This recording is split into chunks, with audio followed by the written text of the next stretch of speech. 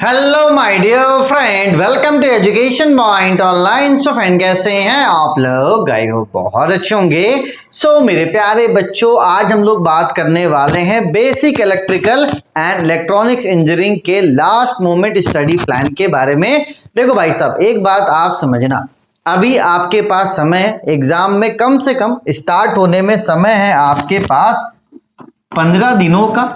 और भैया एग्जाम में गैप भी है। तो यहां पर हम लोग हड़बड़ाएंगे नहीं। अगर हम लोग BEEE की बात करें, हमारे पास दो रास्ते थे। पहला रास्ता कि भैया सिर्फ और सिर्फ इंपॉर्टेंट पढ़ के जाएं। तो अगर हम सिर्फ और सिर्फ इंपॉर्टेंट पढ़ के जाते हैं तो हो सकता है क्वेश्चन हमारे हिसाब से आए चाहे नहीं आए। तो यहां पर एक चांस है कि आप पास भी कर सकते हो और आप फेल भी कर सकते हो। लेकिन मेरे प्यारे बच्चों, टाइम होने की वजह से हम क्या करेंगे, हम भैया अच्छे से प्रॉपर तरीके से पढ़कर जाएंगे ताकि ये जो फेल वाला ऑप्शन है ना, ये खत्म हो जाए। है ना? हड़बड़ाते अपन कब हड़बड़ाते हम लोग तब है जब हमारे एग्जाम में टाइम कम होता है। आप देखना, फिजिक्स और केमिस्ट्री के लिए मैंने खुद इंपॉर्टेंट क्वेश्चंस बताए हैं कि भैया ये पढ़ के जाओ। लेकिन BEEE में, ग्राफिक्स में, M2 में इंपॉर्टेंट क्वेश्चंस का जो प्लान है ना भैया, वो सक्सेसफुल नहीं होता है। इसलिए हम लोग उस प्लान में नहीं भागेंगे। हाँ, भागते हैं कब? जब हमारे पास समय कम होता है। ठीक है, चलिए भैया, तो आपको पढ़ना क्या है, कब तक क्या क्या पढ़ लेना, ये मैं आपको क्लियर बता देता हूं। देखिए भैया, आप एग्जाम स्टार्ट होने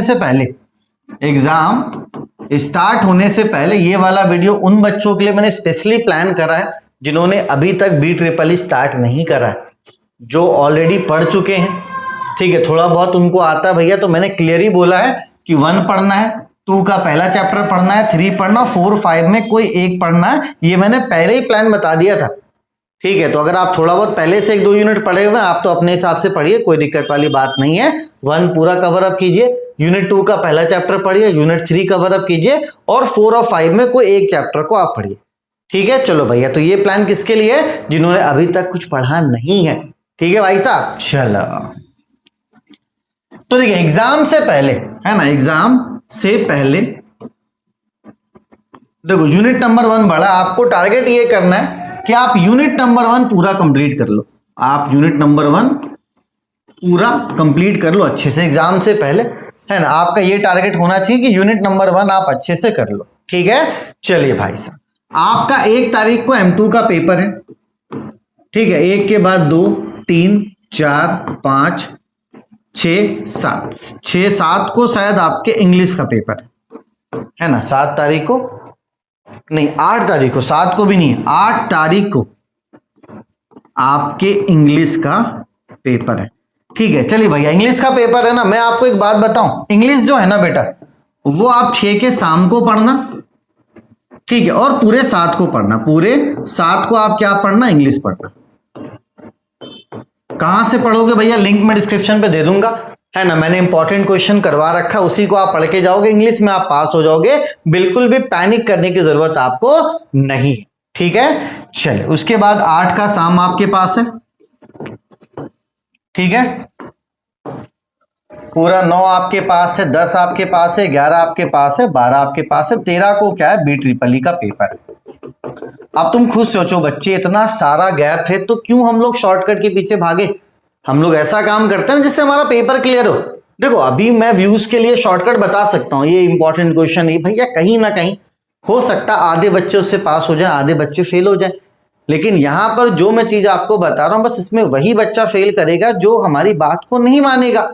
जो बात को मानेगा भैया, वो अपने दिमाग से हटा दो कि भैया हम फेल भी हो सकते हैं। फेल वाला जो हिसाब किताब है ना, उसको आप क्या करो भैया, दिमाग से आप हटा दो। ठीक है, चलो।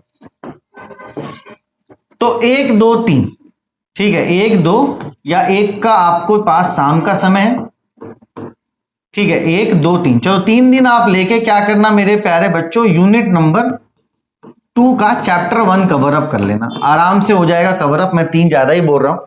ठीक है, और 3, 4 और ये 5 का शाम, ठीक है, ये आप कर लेना यूनिट नंबर 3।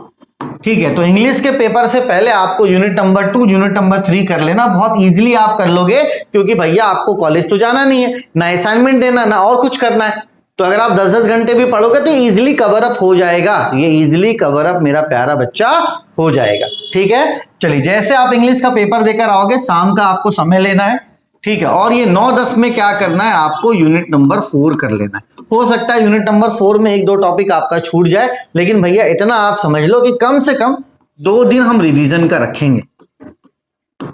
2 दिन हम क्या रखेंगे, रिवीजन का। तो अगर 4 में 1-2 टॉपिक छूट भी जाता है, ठीक है, क्योंकि 4 आपका जो चैप्टर है वो छोटा चैप्टर है, ठीक है, बस आपको क्या करना है 11-12 फिर आपको रिवीजन स्टार्ट कर देना, 13 को आपका BEE का पेपर है। इस प्लान को फॉलो करो, ठीक है। थोड़ा सा आगे पीछे हो सकता है, 1-2 टॉपिक आप छोड़ सकते हो, है ना, जो टॉपिक आपको लग रहा है कि टफ है, लेकिन इतना तो टाइम होता है एग्जाम के बीच में, क्योंकि कोई काम भी नहीं होता। अगर आप खाना वगैरह बनाते हो भैया, मेश वगैरह लगवा लो, ताकि आपका समय बचे और पूरा समय आपको किसको देना, अपनी पढ़ाई को देना। तो इतना सारा गैप है, इंग्लिश का आप टेंशन मत लो, लिंक मैं डिस्क्रिप्शन पे दे दूंगा, जितना मैंने करवा रखा उतना करके जाओ, आराम से पास हो जाओगे। इंग्लिश का टेंशन आप लो ही मत, ठीक है। अगर खुदा ना खास्ता बैग भी लग गया तो भी टेंशन मत लो, वो निकल जाएगा, है ना। आपको टेंशन लेना M2, BEE और ED का, ठीक है। चलिए भैया, कंटेंट अगर आपको एक जगह पे चाहिए, मैंने फीस भी कम कर दिया है सभी का, आप चाहो तो मैथमेटिक्स 2 ले सकते हो 499, मैंने वैलिडिटी भी इसका 7 मंथ कर दिया है, क्योंकि मैथ्स क्या है 50-50 वाला हिसाब किताब है। अगर आपका बैग भी लगता है तो आपके पास कोर्स रहेगा,